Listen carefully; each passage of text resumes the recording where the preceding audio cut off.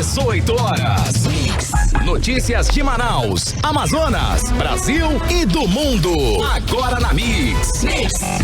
Muito bem, 6 horas em ponto em Manaus. Boa noite pra você em 100,7. Boa noite pra você que está ligado aí na 100,7. Começa agora o programa 18 horas aqui na Mix, hein? Valeu você aí no Mano, aplicativo Mano bombando aí, valeu.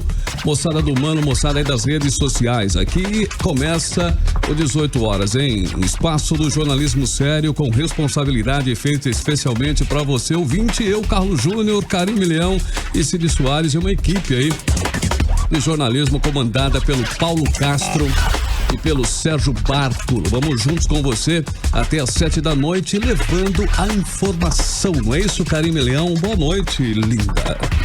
Muito boa noite, Carlos Júnior. Boa noite pra você, sintonizado aí na programação da Mix 100,7. Estamos juntos até às 7 da noite. Muito obrigada pela sua companhia.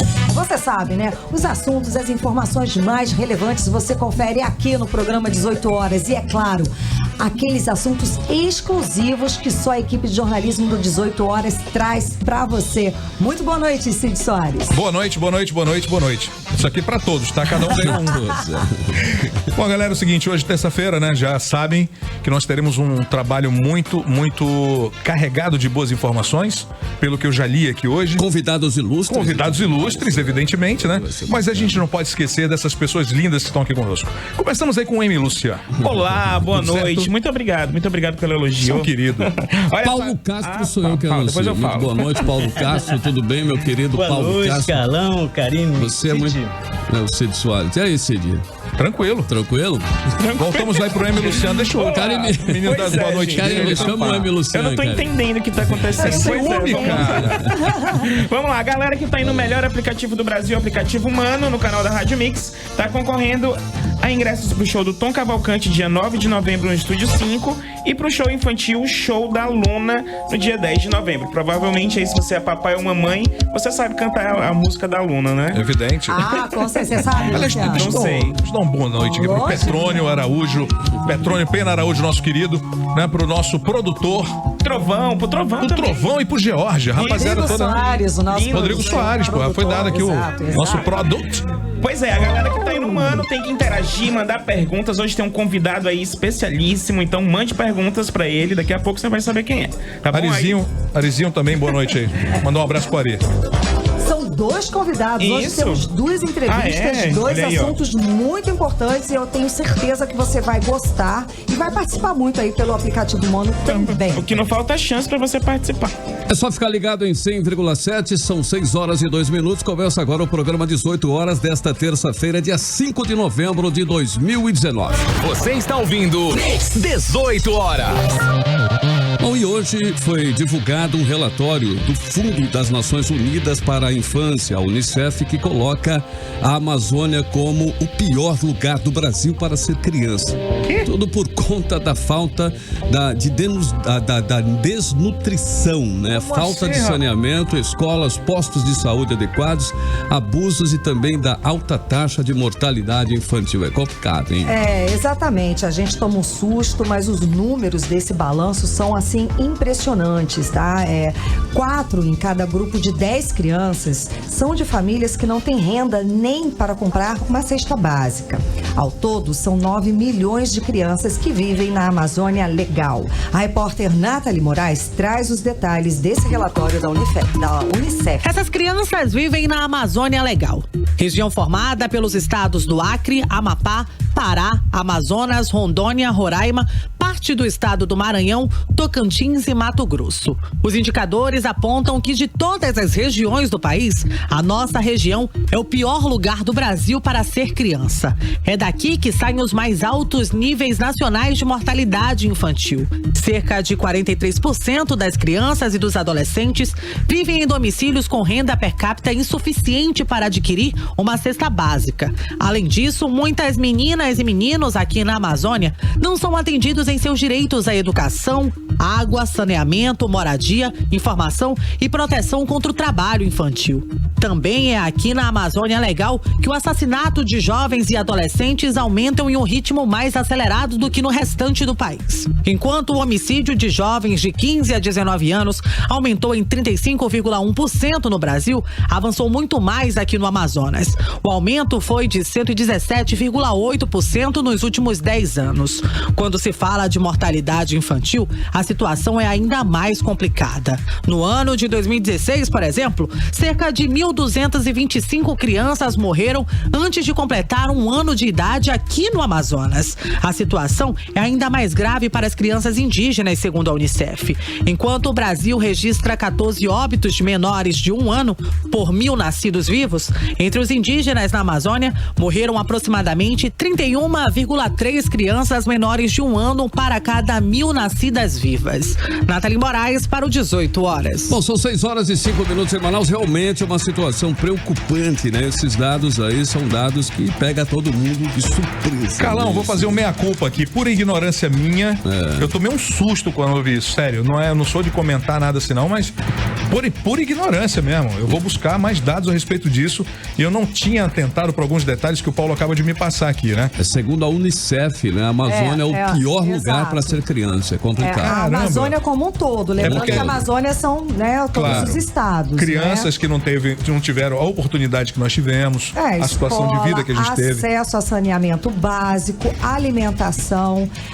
E existem vários estudos que comprovam isso. Então a Unicef... 4 em cada 10 crianças. Que não tem nem para uma cesta básica. Eu queria ouvir o Paulo sobre a questão dos indígenas. Como é que está essa situação hoje? Você tem lido sobre isso ou não? O dado que a gente tem é aqui da Yanomami.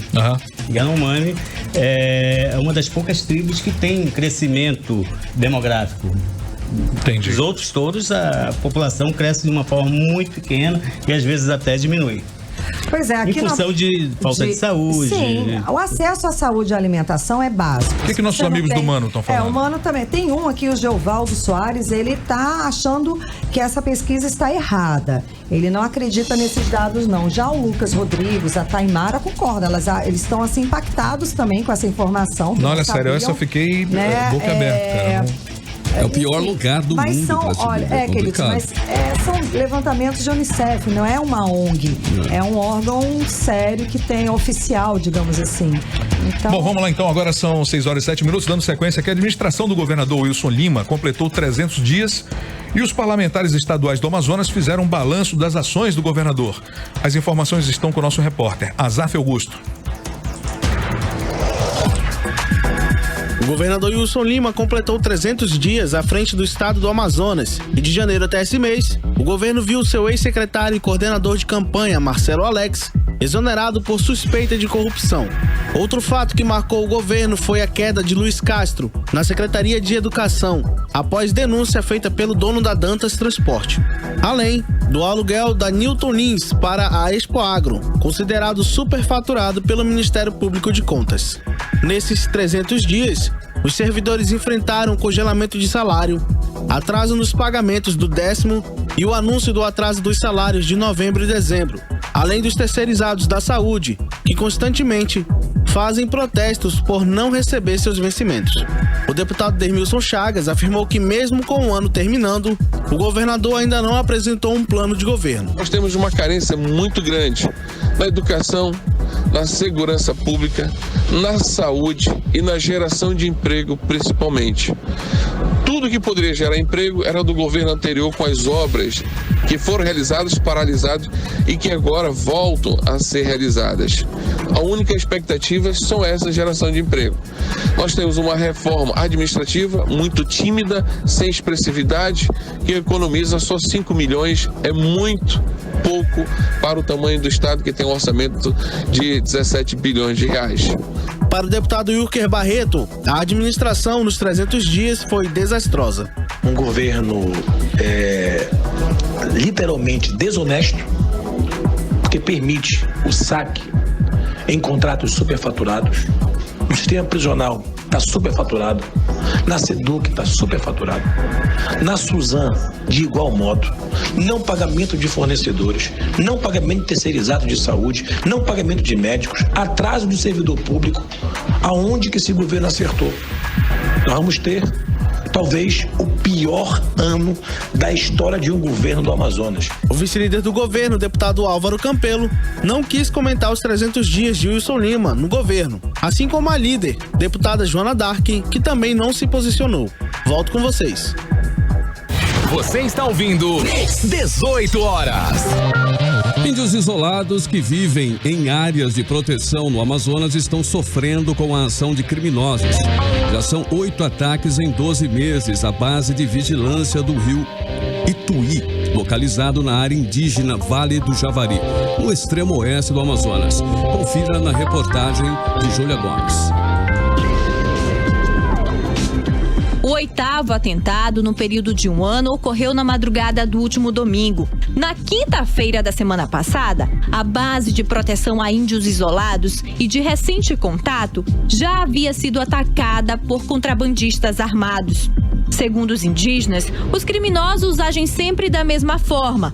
Eles entram na terra indígena para abater animais e quando tentam sair da floresta, acontece o confronto com servidores da base de vigilância. Localizada na foz do rio Ituí, dentro da terra indígena Vale do Javari, no oeste do Amazonas, dos 28 registros confirmados de índios isolados no país, 10 deles estão nesta área, que é a segunda maior terra indígena demarcada do Brasil, atrás apenas da Yanomami. A União dos Povos Indígenas do Vale do Javari, Univaja, divulgou nota alertando as autoridades para o aumento das invasões e a violência com que esses ataques têm acontecido. Em nota, a Univaja pede que providências sejam tomadas em regime de urgência, destacando a importância da atuação de forças de segurança.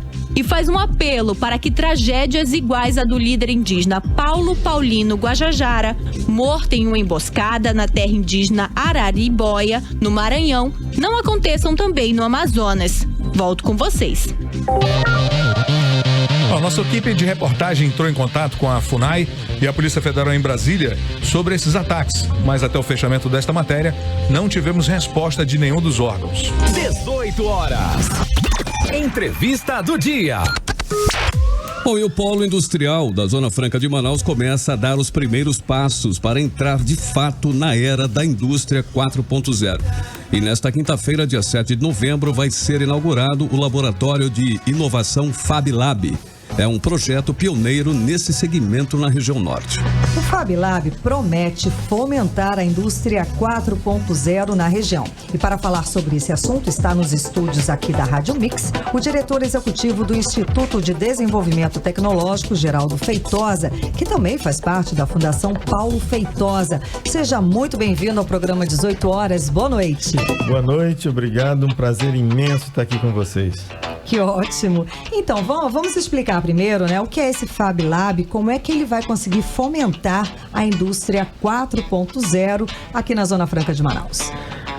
Obrigado pela oportunidade. O FabLab é uma parceria INDT, FPF Tech e uma grande empresa francesa chamada Schneider, que vai trazer para a nossa região a possibilidade de capacitação e melhoria das empresas no que se refere à manufatura 4.0.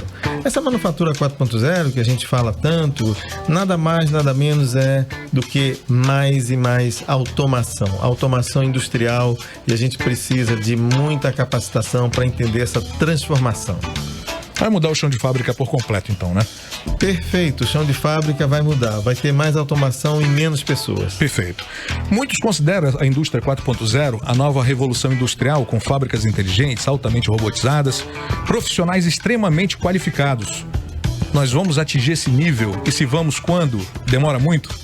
Eu creio que nós vamos atingir esse nível, temos tudo e precisamos atingir esse nível porque o desafio pela competição, pela competitividade é muito grande e nós vamos atingir esse nível, mas creio minha previsão é que nos próximos 5 anos a gente tenha realmente essa transformação.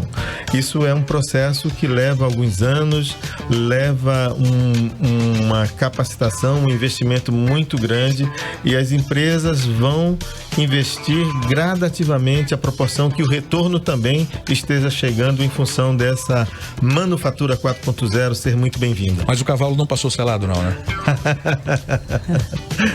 Bom, fala-se muito em biotecnologia, mas mesmo com todo o potencial que temos aqui, esse setor não vingou ainda aqui no Amazonas. Até hoje, o Centro de Biotecnologia é um elefante branco?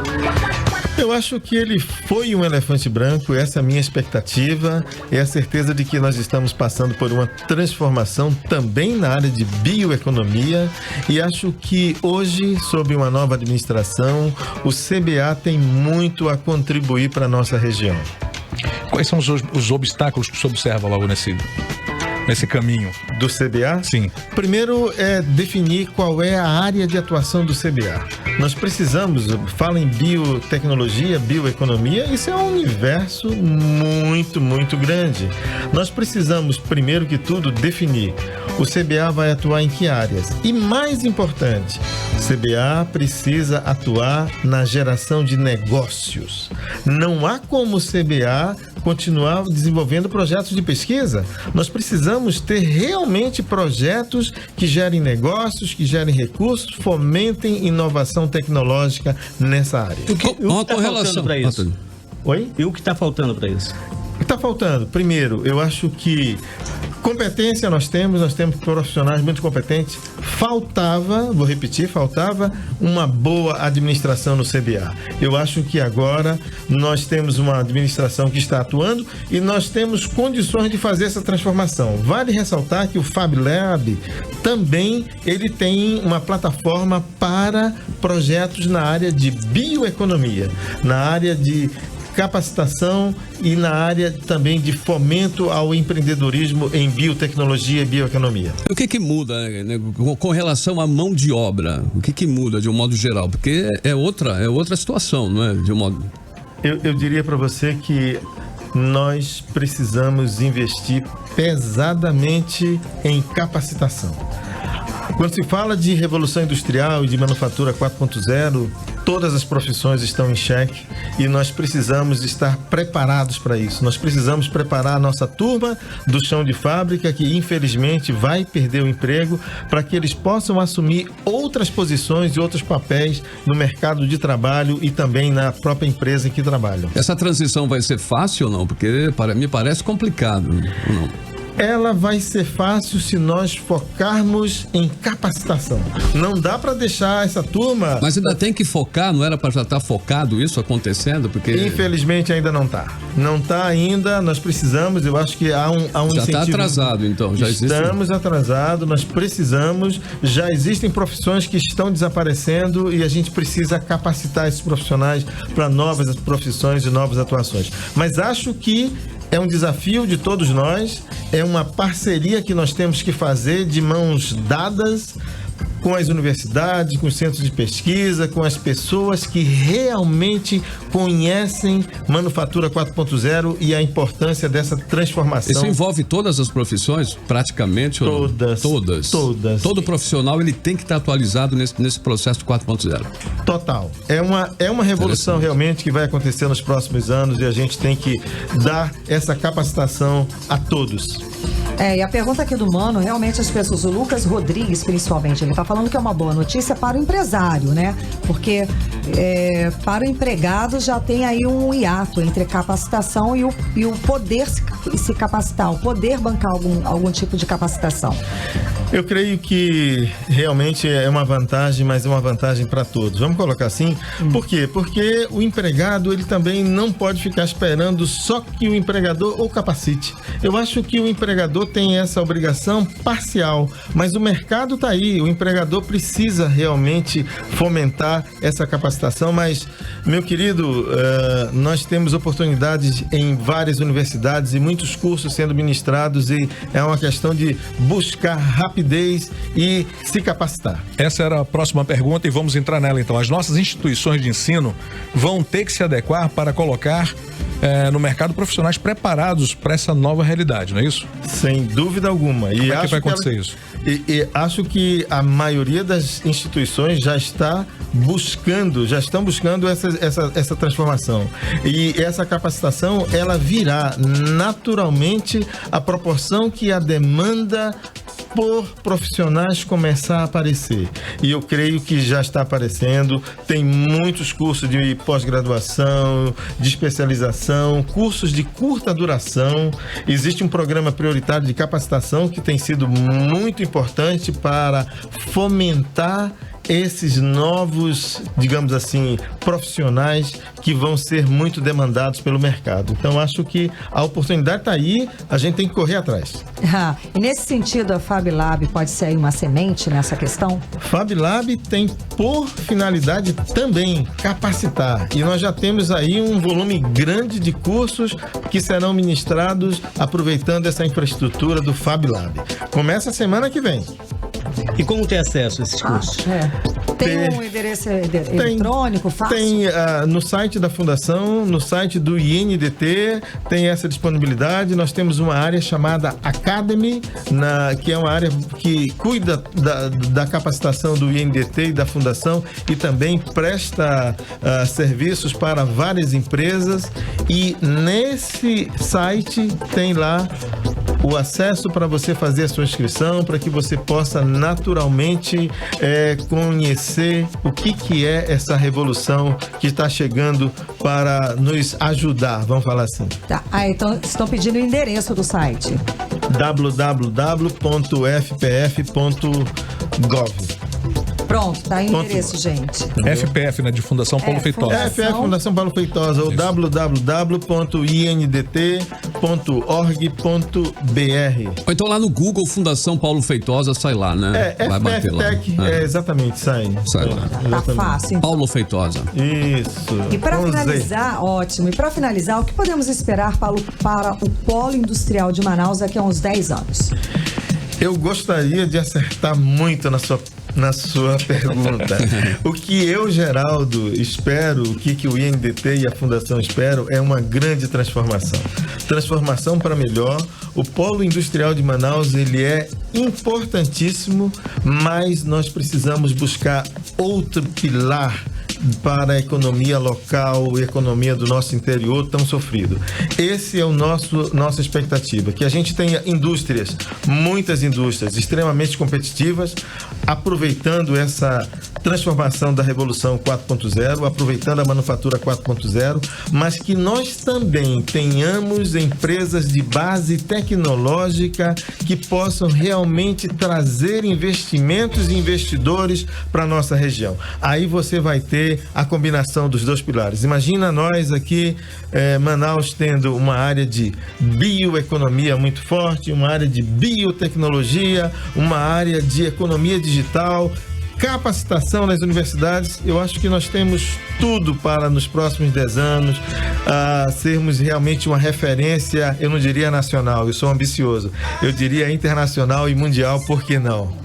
Por que não? Tá certo. Certíssimo. Por que não? Conversamos com o diretor executivo do Instituto de Desenvolvimento Tecnológico, Geraldo Feitosa, que inaugura nesta quinta-feira, junto com a Fundação Paulo Feitosa e a Schneider Electric, né? A FabLab, Laboratório de Inovação.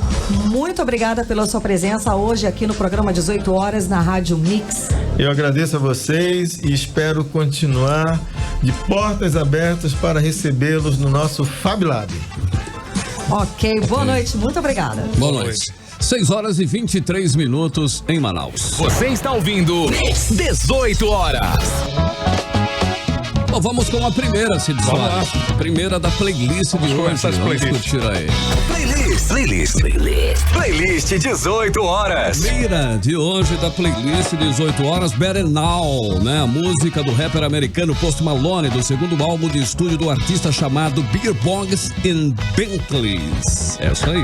Better Now atingiu aí o top 10 da parada americana nos Estados Unidos, Reino Unido, Austrália, Irlanda, Nova Zelândia, mais um monte de lugar, né? A música ainda foi indicada para a melhor performance pop solo na edição do Grammy Awards de 2018. Esse ano, quem sabe de novo. Pois não é? E pro videoclipe, Post Malone usou uma mistura de várias imagens de alguns dos melhores momentos dele ao vivo. 18 horas. O presidente Jair Bolsonaro entregou pessoalmente ao Congresso Nacional na manhã desta terça-feira projetos de reformas nas áreas fiscal e do Pacto Federativo elaboradas pela equipe do ministro da Economia, o Paulo Guedes. São 3 propostas de emenda à Constituição. A emergencial, que pretende reduzir gastos obrigatórios, a do Pacto Federativo, também chamada pelo governo de Plano Mais Brasil, que muda a distribuição de recursos entre União, estados e municípios, e a que revisa fundos públicos. O pacote de medidas inclui proposta que autoriza a redução de jornada e salário de servidores públicos em situações de aperto fiscal. O texto traz medidas permanentes e temporárias para ajuste nas contas da União, estados e municípios, para o cumprimento dos limites de gastos com pessoal estabelecidos em lei.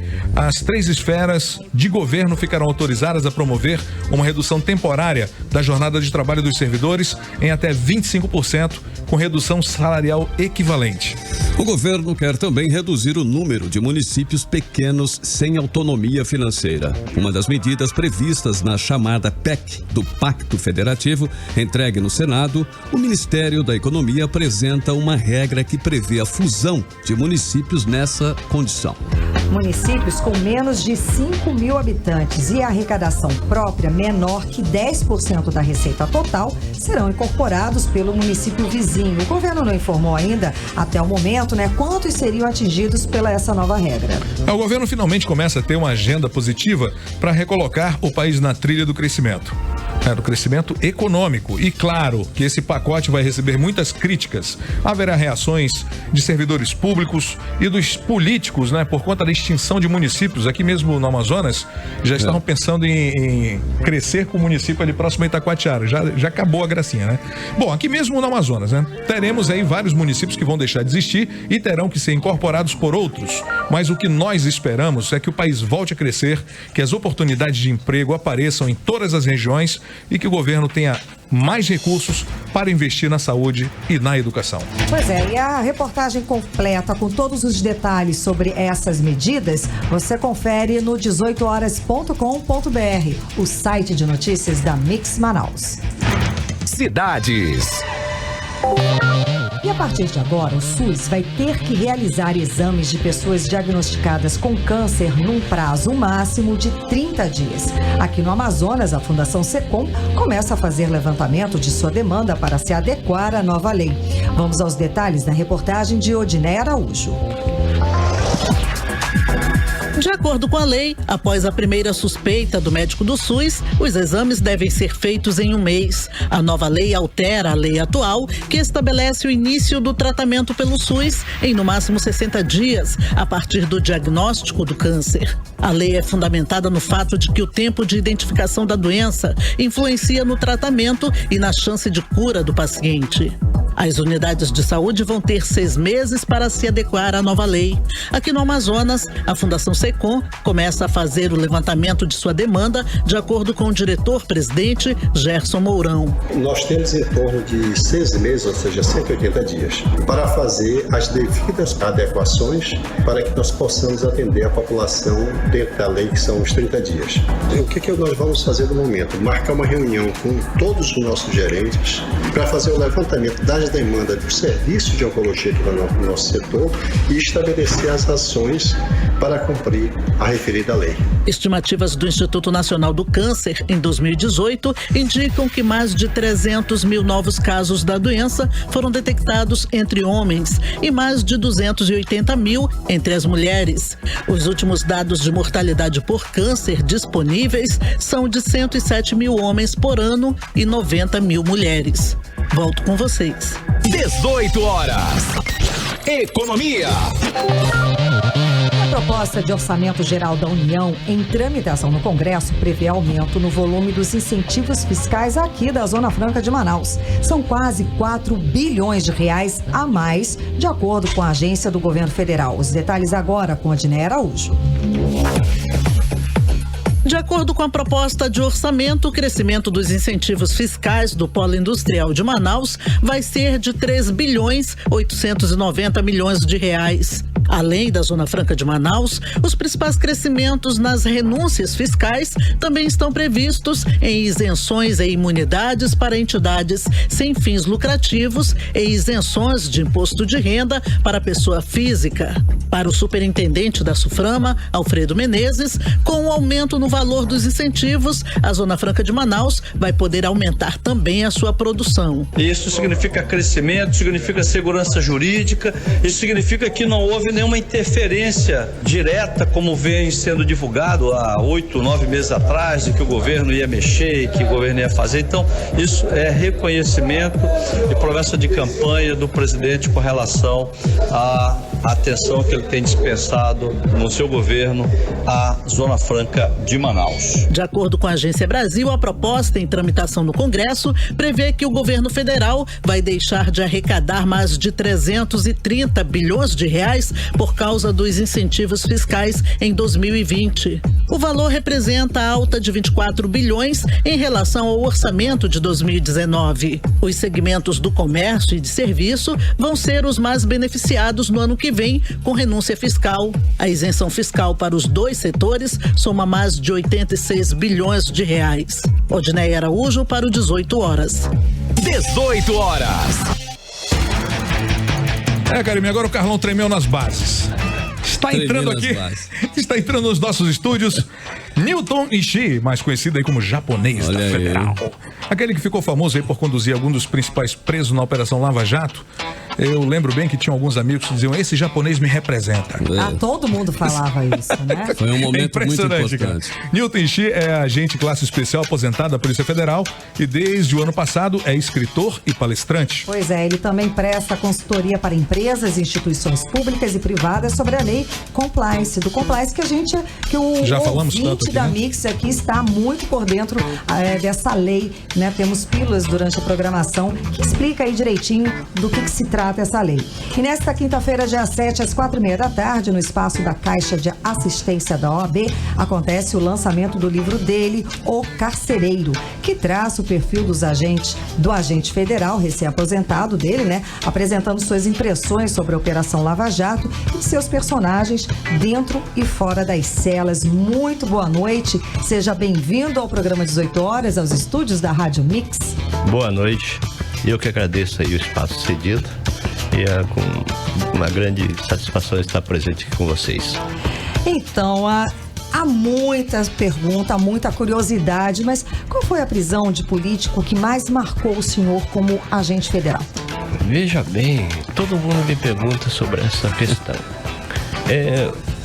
Nós policiais, no momento da operação, nós ficamos focados principalmente na segurança da equipe e também na segurança da pessoa cuja pessoa seja alvo, né, do mandado de prisão. Então nós não pensamos em quem será ou quem é essa pessoa. Na realidade é isso que a gente se preocupa. Como se fossem todos iguais, né? Todos a iguais. Operação é tão delicada e tão grandiosa que independente do personagem ali, é tudo igual, toda a cautela, né? Exatamente, porque uma operação deste vulto é muito preocupante, né? Qualquer erro da nossa parte poderia vir a prejudicar a operação. Então era muito importante estarmos preparados e com a questão da segurança, né? A nossa e a do preso. Bom, eu estava tão curioso a respeito desse assunto, de tanto acompanhar as notícias, acabei lendo o livro do Vladimir Neto, da Lava Jato, que traz o Sérgio Moro na capa, e ali a gente se impacta pela segunda vez, né? Porque quando você lê o livro, você descobre que é muito maior a condição dos crimes que aconteceram, e você se torna uma figura tão presente nesse negócio todo. Qual era a expressão mais comum quando a pessoa abria a porta e dava de cara com você? Olha, é lógico que nessa operação também ela foi sui generis, uma vez que a maioria já esperava pela prisão. Tanto que um dos presos era político um dia entrando na carceragem, eram 9 da manhã, ele estava dormindo. Aí eu perguntei, poxa, que vida boa, essa 9 horas da manhã você está dormindo? Eu falei, olha, doutor Nilton, eu posso dormir até as 9 porque até eu ser preso, eu acordava todos os dias 5 da manhã, com a malinha pronta, só olhando pela janela, esperando a viatura da Polícia Federal estacionar para me levar. Agora já cenário preso, pronto, né? Já estou tranquilo. Já estava preparado, né? Como foi, hein, estar na linha de frente, né? Essa que é uma das maiores operações, né, de corrupção, o início praticamente de tudo, né? Você estava presente ali quando começou as apreensões, começou as buscas, né? Como foi isso? Qual é a sensação? Como é estar num movimento desse? Olha, agradeço a Deus por estar no lugar certo, na hora certa. Porque pra gente que estava participando, nós tivemos muita sorte de estarmos com uma equipe unida. Todo mundo com objetivo em comum. Então, é lógico que no início, nem nós, né, da instituição, acreditávamos também que essa operação pudesse ter o sucesso que ela alcançou, né? De ver políticos, grandes empresários, doleiros presos, né? Ela começou bem pequena, né? Exatamente, começou pequena e para ser sincero, quando da prisão daqueles empreiteiros, nós achávamos também que em 5 dias eles estariam saindo. E pela surpresa, né, nossa, as prisões foram mantidas. Aí nos deu mais força, né, para continuar trabalhando, e é lógico que sempre contando com o apoio da sociedade, que isso foi muito importante. Sem esse apoio da sociedade, nós temos certeza que essa operação também não teria dado certo. E esse apoio continua ainda, né, até hoje, né? Força. Graças a Deus continua. Porque o que é justo, né? Todo mundo, a sociedade gosta. A sociedade já estava com sede de justiça, né? A própria Operação Lava Jato, eu acredito que seja um divisor de água no país. Historicamente, sim, né? Exatamente. Então, tudo isso é muito bom quando você vê um adolescente, até uma criança, né, querer vir te abraçar e dizer que quer ser um policial federal quando crescer. Mas por que disso? Né? É o exemplo que foi dado. Então, quem é que não gosta de ter um país justo, um país melhor? E estava todo mundo desacreditado nisso. Sem dúvida, a impunidade, né, exatamente, era certa aqui. Agora, 6h38, estamos conversando com Nilton Ishii, que é um agente classe especial aposentado da Polícia Federal, que ficou conhecido como o japonês da Federal, ele que está lançando aqui em Manaus o livro, né, o novo livro. Pode dar um pouquinho spoiler do seu livro, O Carcereiro? Então, esse livro não é de ficção. Tá? Ela é bastante real, conta da minha vida profissional também e dos bastidores, né, da Operação Lava Jato, que uma vez que eu também era, além de chefe do núcleo de operações, eu também era responsável pela custódia. E é lógico que numa custódia onde o PIB brasileiro estava, né, agrupado em alguns metros quadrados lá em Curitiba. Então, era muito importante estar sempre presente, né? E preocupado também porque a maioria já eram pessoas de uma certa idade e que não se cuidavam na parte de saúde, essa questão toda. E a nossa preocupação era justamente de mantê-los presos, porque qualquer falha também a justiça poderia determinar que ele retornasse para sua residência ou algo parecido. Nilton, nós temos hoje aqui, sabemos que a Lava Jato tem vários dos seus procedimentos questionados. Você concorda que houve abuso com o lucro do Ministério Público com então juiz Sérgio Moro ou não? Olha, eu sinceramente, eu não gosto muito de ler as notícias. Eu gosto, por exemplo, de participar assim, de uma entrevista ao vivo. Né? Eu não acredito, eu trabalhei durante 4 anos na Operação Lava Jato, não vi abuso, tá? Tanto é que todo mundo comentava antes que a Operação Lava Jato era direcionada a um partido. E vocês podem ver que não foi isso. Quando abriu o negócio, o leque era muito grande. Era muito grande. Só por curiosidade, o senhor foi ameaçado algumas vezes? Teve medo? Corre algum tipo de perigo, de risco?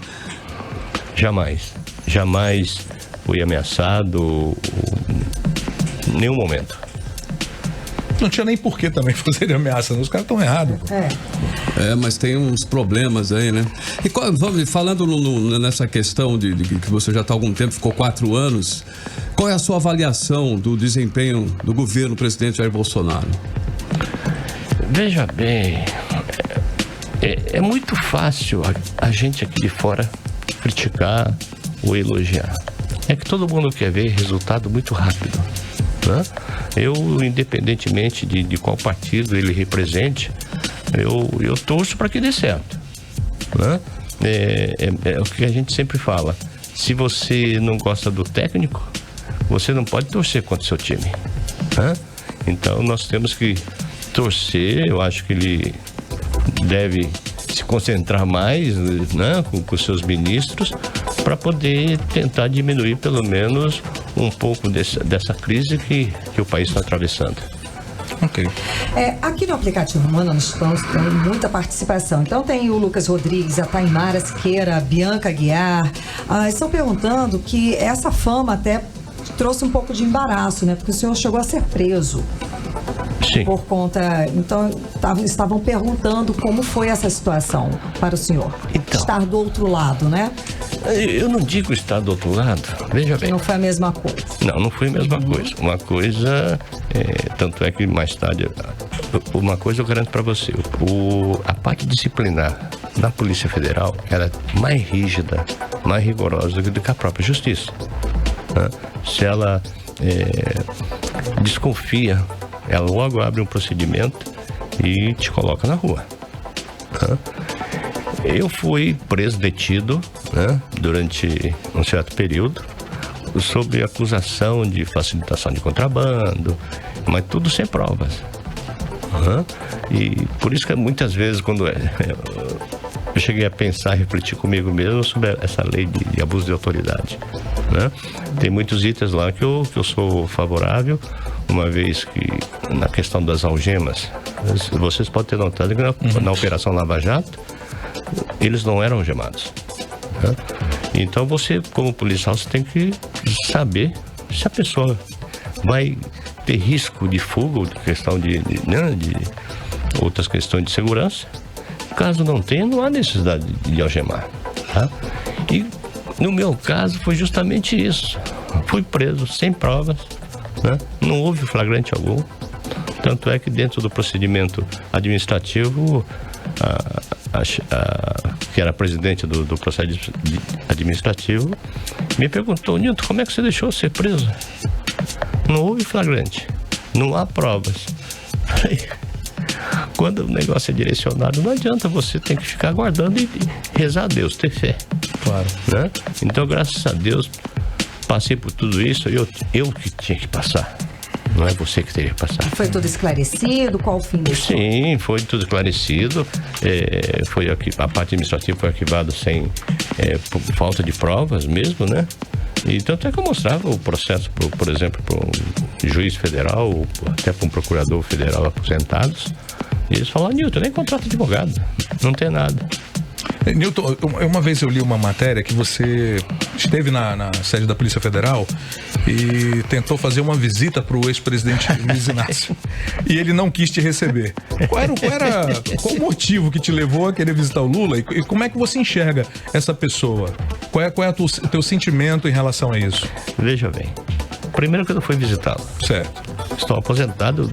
Eu vivo viajando pelo país e quando estou em casa, eu só tenho uma filha, né? Eu sou viúvo, perdi meu filho logo depois, a minha esposa também faleceu por questão também de depressão, né?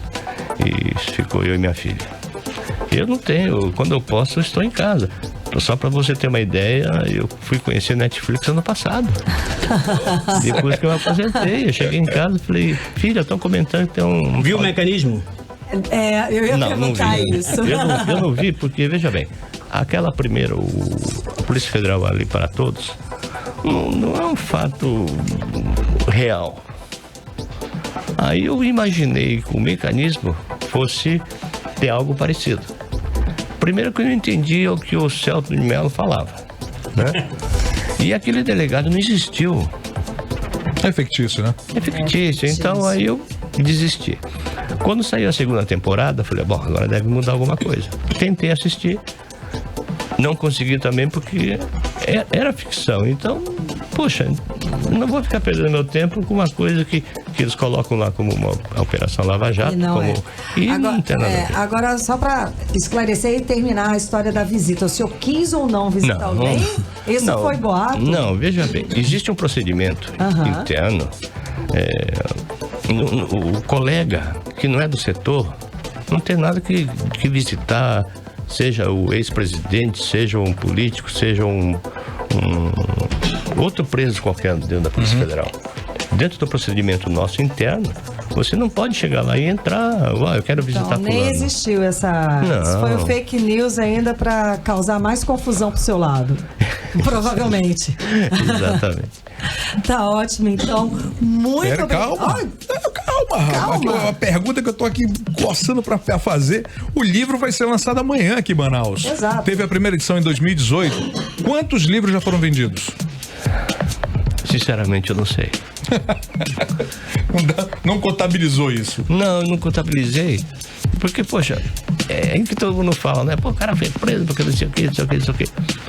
Mas o meu sonho era ganhar dinheiro com esse livro para comprar um imóvel para minha filha. Até agora eu não vi nada, porque, poxa, então, mas é válido, sabe? Para deixar que a sociedade tome conhecimento do que realmente aconteceu.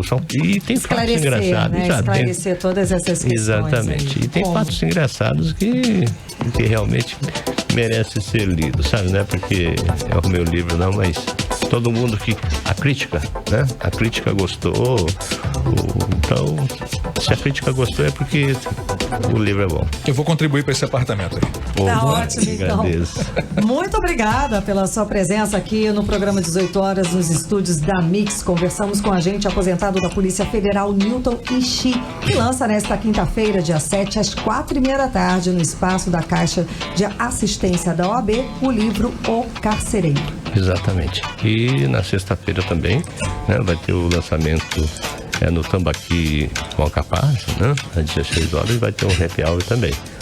E aproveito também o espaço. Quem está empresariando aqui, né, é a Cíntia Gimenez. Eu posso falar o telefone dela aqui? Claro. 99411-4700. Qualquer contato, né, pode entrar e falar com ela. E eu agradeço o espaço, tá? E adoro Manaus. Poxa, a recepção aqui é maravilhosa. Obrigado pela sua presença aqui.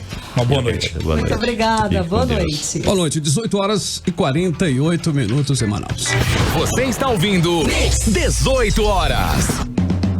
Então vamos com mais uma da playlist 18 horas em 100,7. Playlist 18 horas. Playlist 18 horas. Ok, I Don't Care, né? Uma canção do cantor e compositor Ed Sheeran em colaboração com o cantor Justin Bieber. É isso mesmo, olha, faixa aí com um ritmo dançante, fala sobre uma linda declaração de amor e como é importante estar no lado do crush e apoiá-lo acima de tudo. Atenção, meninas, preste atenção nesse detalhe, hein? Bom, a canção já acumula mais de 730 milhões de streams e detém o recorde de música mais ouvida no Spotify em 24 horas. É lindinha mesmo, né? Maravilhosa essa música. Mix. Bom, e começo da semana, ainda é terça-feira, né, gente? Vamos conferir os últimos movimentos políticos do país com a análise crítica da nossa colunista Nafice Valois.